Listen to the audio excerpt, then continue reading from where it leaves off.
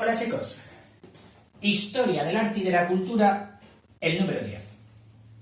El neolítico, nuevo, litos, piedra. La piedra nueva. Que parece ser que le dieron este nombre al principio creyendo que la piedra iba a seguir siendo la protagonista y no, luego han visto que hay otras cosas mucho más importantes que las piedras pulidas, pulimentadas, muy bonitas, que sí, se dieron en el Neolítico, pero claro, ante otros consecuciones, otros logros de la humanidad más importantes que ese, que el pulido de la piedra, han dado más importancia a esos otros, que verás cuáles son. Ya sabes que tengo problema con enrollarme, y entonces vamos a recurrir en este al vídeo. El Neolítico es curioso que en los libros, al menos en los que he mirado, tiene muchísimo menos espacio que su pariente cercanito anterior, el Mesolítico. Siendo así que el Mesolítico parece que nació por casualidad. Pero se explayan tanto los libros en los logros que el Mesolítico estaba consiguiendo calladamente, como en gestación, decíamos, como en embarazo. Pero los detallan tantos que van a ser que luego cuando nace el niño, que es el Neolítico, pues casi todos los libros dicen, ¿os acordáis de lo que dijimos cuando se...? Pues eso es lo que os vamos a decir ahora. ¿Qué ocurre? Que no te dicen casi nada. Y por eso el Neolítico lo resumen así y dicen, nos remitimos a lo que dijimos en el Mesolítico que iba a pasar, que iba a nacer. Pues bien. Dice, la cultura durante el Neolítico, los grandes inventos. El Neolítico se originó, al parecer, en el Próximo Oriente. Tú sabes que, si este es el Mediterráneo, aquí está Chipre, Turquía, Grecia, Italia, España, Egipto, Mauritania, todo el Magreb. Pues parece ser que nació aquí. El Próximo Oriente, para nosotros el próximo, o sea, de todo lo oriental, el próximo es lo más cercano a nosotros. Luego estaría el Oriente Medio, que algunos también lo llaman anterior. Y por último, lo más alejado, casi hasta Japón, el lejano Oriente. Bien. Pues parece ser que nació aquí, en un país que actualmente es Irak, pero que para la historia ha pasado con el nombre de Mesopotamia, que viene de Meso y Potamos. Potamos no viene de hipopótamo, no, hipopótamo también viene de Potamos, que significa en medio de Potamos, río. O sea que era una región muy rica, muy saludable, que brindó al hombre primitivo suficiente comida para no tener que salir de aquí y andar buscándola por otros sitios. Entonces él dijo, ¿a qué nos vamos a marchar de aquí? Hagámonos sedentarios, quedémonos ya, y dejémonos ya de correr de un lado a otro. O sea, que parece que se dio aquí. ¿Hacia qué años? Pues en el quinto milenio antes de Cristo. Y luego, los hallazgos y las consecuciones y los logros que se dieron aquí nos las fueron exportando al resto de Europa, en concreto. Por eso que en Europa el Neolítico, pues, lo vivimos en los 2 milenios siguientes, en el 4000 y en el 3000. Bien. El progreso de la civilización durante este periodo es extraordinario. ¿Verdad lo que dice? El hombre, antes recolector y cazador nómada, es decir, que tenía que ir detrás de las piezas donde fueran ellas, a veces a miles de kilómetros de distancia, nómada, fija su morada y sabe domesticar los animales. En vez de andar detrás de ellos, los cogió y los dijo, Ay, mágicos, ¿por qué no os quedáis aquí a mi lado? Que ya estoy cansado de correr detrás de vosotros. Y con técnicas, con añagazas, dándoles cómo se amaestra los animales, con una de cal y una de arena, que se ama. Es decir, con un placebo positivo que les atrae y con otro estímulo negativo de dolor que les repele. Y entonces se les lleva donde ellos quieren, hacia el amaestramiento. Y así lo debió lograr.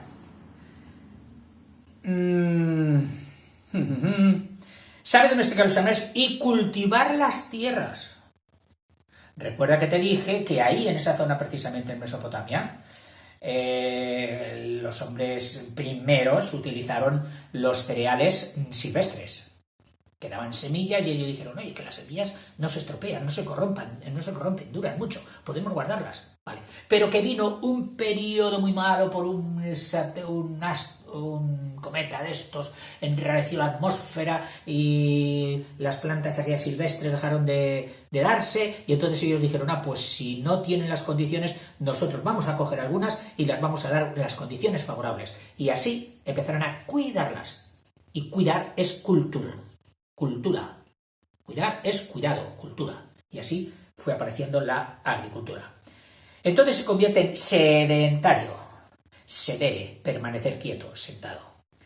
Pastor, sí, se movía con las ovejas porque las ovejas necesitan ir buscando los pastos, pero no hasta tal extremo de tener que ir a cazarlos. Incluso dentro del pastoreo, durante muchos cientos de años, y hoy incluso hay un tipo de pastoreo nómada, pero ya es pastoreo. O sea, no es ser nómada, coger la casa, pastoreo nómada. Y consiste en llevar las ovejas, los rebaños, cientos de kilómetros dentro de un mismo país o pasando incluso fronteras, como sucede en Asia, pero que se lo permiten porque eso viene desde tiempos antiquísimos. No solo con ovejas, sino también con ganado de equino, es decir, de caballo, camellos, me parece que también, etc. Pero lo más casi siempre es la oveja, el más productivo. Al que hemos hecho más tonto, pero bueno, oye, ¿qué es el más productivo? Da corderos, da leche, da lana, en fin. Y piel. Bien, en pastor y agricultor. Aprende a fabricar cerámica. Ya no tiene que andar solo con la piedra. Ha aprendido a manejar el barro, a cocerlo, queda duro, puede contener líquidos, puede someterlos a cocción, es decir, cocerlos, para que su estómago y su dentición no sufran tanto y poder tener alimentos que antes resultaban duros de digerir, ahora van a resultar mucho más propicios para digerir. Aprendió a tejer y antes que tejer pues tuvo que aprender a hilar, a hacer hilos. ¿Con qué? Con las fibras tanto vegetales como el lino y el algodón, o animales como el pelo de lana, el pelo de llama, el pelo de camello, etcétera, etcétera. Y a pulimentar la piedra, que este es el que luego se llevó la gloria del nombre, el neolítico. Y construye viviendas. Claro, si está quieto dice, pues voy a construirme una casa maja. Si no la voy a tener que abandonar, voy a construir una casa guapa. Que se agrupan formando poblados. Y a veces se construían dentro de los lagos. ¿Por qué? Porque tenían las ventajas de que era más fácil protegerse contra los animales salvajes, que también les atacaban, o incluso contra los enemigos. Ponían palos pinchados, y sobre esos palos pinchados, igual que sigue pasando hoy en algunas zonas del planeta, se construyen las casas. Estas casas se llaman los palafitos, con F, palafitos. Un palacio, palacito, no, palafitos, con F. Curioso, los palafitos que encontraron los españoles cuando fueron a América, en Venezuela. Entonces, al ver aquel poblado todo rodeado de agua, dice, anda, esto parece Venecia, la Venecia de la Italia, que era conocidísima entonces ya. Y lo llamaron pues Venecia pequeña, de cazuela, diminutivo, de mozo, mozuelo, pues de Venecia, Venezuela. Y de ahí viene el nombre de Venezuela, de los palafitos que encontraron. Yo he tenido un alumno hispanoamericano, ahora no quisiera meter la pata, no sé si era de Ecuador, que había vivido en palafitos. Y cuando se lo contaba a sus compañeros, ¡buah!, se quedaban pasmados y decían, ¡qué suerte salir y poderte tirar al agua y bañarte! ¡Qué maravilla! En fin, se han encontrado los primeros palafitos aquí en Europa, en Suiza. Este conjunto de grandes inventos que constituyen la base de nuestra civilización actual, es decir, prácticamente seguimos siendo lo mismo, representa el salto más extraordinario dado por la cultura humana, después, dice, en todo caso, solo comparable o un poco inferior al manejo del fuego, que ya sabes que se dio en el Paleolítico, inferior, que fue el gran despunte para que el hombre pudiera sobrevivir. Si no, aquellos nuestros homos habrían perecido sin el manejo del fuego. Comienzos de la metalurgia. La metalurgia, como bien indica la palabra metal, es el tratamiento del metal, la técnica, el conocimiento de las técnicas de los metales. El periodo neolítico. Dentro de los metales, ya por lo tanto hemos acabado la edad de la piedra, despedida con el neolítico, que pronto lo ha despachado, ¡pof! Y pasamos a la edad de los metales. Y dentro de la edad de los metales hay dos metales que merecen la pena, que son el cobre y el bronce. El cobre, que normalmente lo sacaban de una piedra llamada la calcopirita, y la malaquita, me parece que también, pero sobre todo de la calcopirita, porque calco significa también cobre. Y es que hay dos raíces para cobre, la raíz eneo y la raíz calco. Entonces, si tú aquí añades lítico, te sale el periodo eneolítico, aunque lito significa piedra, porque la piedra sigue siendo muy decisiva, a pesar de que el cobre ya empezó a usurparle competencias, pero la piedra seguía siendo básica. Y el calco lítico es el mismo, eneolítico, calcolítico, en unos libros verás eneolítico y en el otro calcolítico. El periodo eneolítico, al final del neolítico, no el eneo, no, al final del neolítico, que es lo primero que hemos dado, junto con los instrumentos de piedra se utilizaron otros de cobre puro, sin aleación de estaño. Ya sabes que aleación es hacer metal, hacer líquido dos metales, juntarlos como si fueran uno solo, luego los dejas secar, los dejas endurecer y obtienes otro metal nuevo de características a veces totalmente diferentes. Es curioso cómo pueden no parecerse ni al padre ni a la madre, ser total, el hijo que sale de la aleación es totalmente diferente. De color, de propiedades físicas, químicas, todo.